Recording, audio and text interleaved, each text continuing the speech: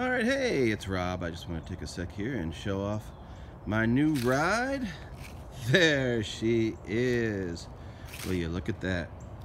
This is a 1983 Ford Mustang GLX model.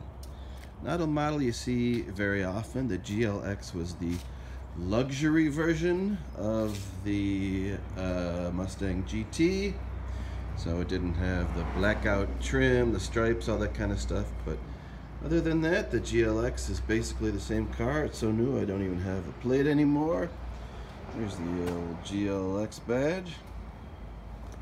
And again, not too much different from your run-of-the-mill Mustang GT, not at all. Same 5-liter engine. This one is a later GLX. They only made them, I think, for a couple of years.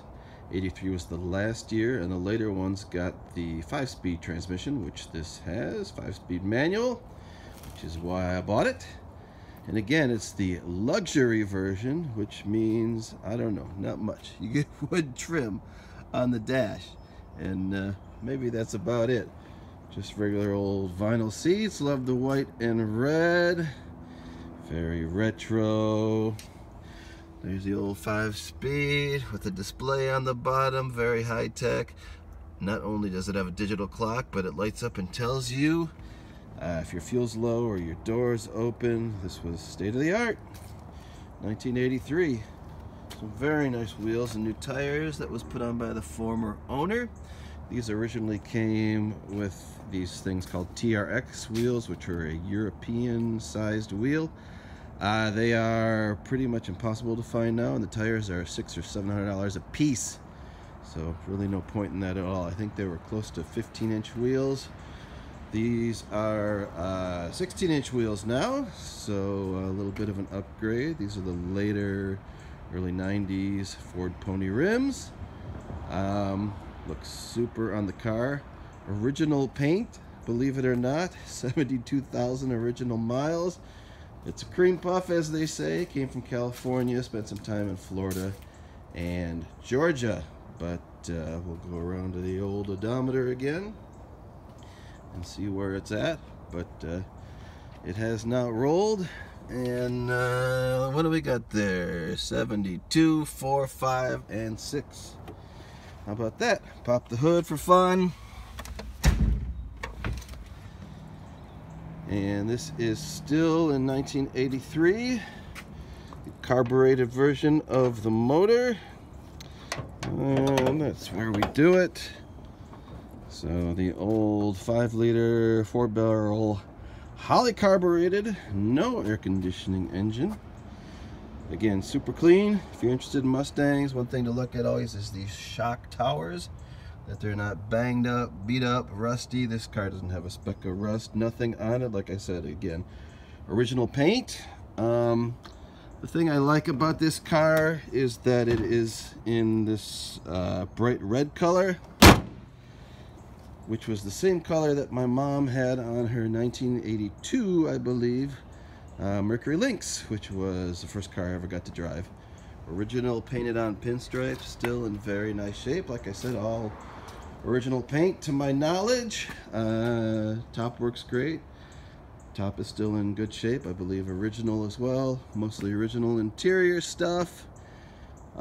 These cars were the first convertibles that we saw again since the 70s. I think they had been out since 73 or something or other. Yeah, 74 was the Mustang 2, and they never made a convertible for that. So in 10 years they didn't have any Ford convertibles, and this was the first offering where you could get a factory convertible in a Mustang in a decade.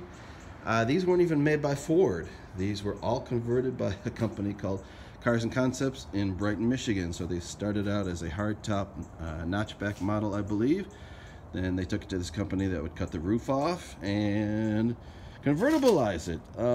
So it's got some kind of unique parts that when they went to a regular factory convertible you don't get. But it's working great. Goes up and down. Everything's in good shape.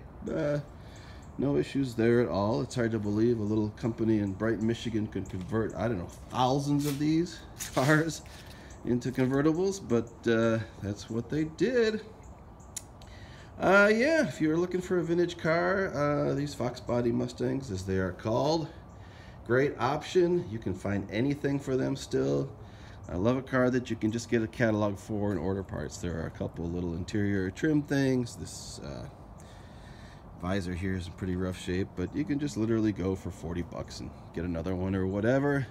It's so much easier than a car that you really would have to dig around for parts for. Drives great, really runs very good. It's had a bunch of work done to it. Just standard replacement stuff like alternator, fuel pump. What else did the guy do to it besides the wheels and the tires? Replaced the rack and pinion. Some other suspension stuff, I think. Just general maintenance stuff that needed to be done, or he was concerned would leave him stranded on the side of the road, and so far it worked. I have not been stranded on the side of the road. So again, if you're thinking about getting a vintage car, these are great. Don't cost a whole lot, and really a decent driving experience, even though it's the carbureted older model. It's still plenty fast enough for a 38-year-old car. I certainly wouldn't want to go any faster in it. Insurance is nothing on vintage cars. I spend $300 a year with Haggerty Insurance. Obviously it helps that you have another car. There's my other car. And it also helps that you have a garage. Those are the two requirements for Haggerty. And if you have those two things, then you yourself can get yourself something fun. I work on the Caffeine and Octane TV show. It's nice to have a vintage car. That's the biggest, I think, monthly vintage car show in the States. And it is literally right down the street, one exit down on the freeway. So I kind of have no excuse not to have something. And it's been a couple of years. I had a 64.5 coupe. It was white with a red interior. This is kind of the the polar opposite, red with the white interior. But yeah, so this is just a much more drivable car. The 64.5 was great. It was beautiful. It was in really nice shape, and I hated driving it. It's just like driving a tractor. I'm sure I could have done some work and made it a little better, but this thing is already the way I like it. So really not much to do at all.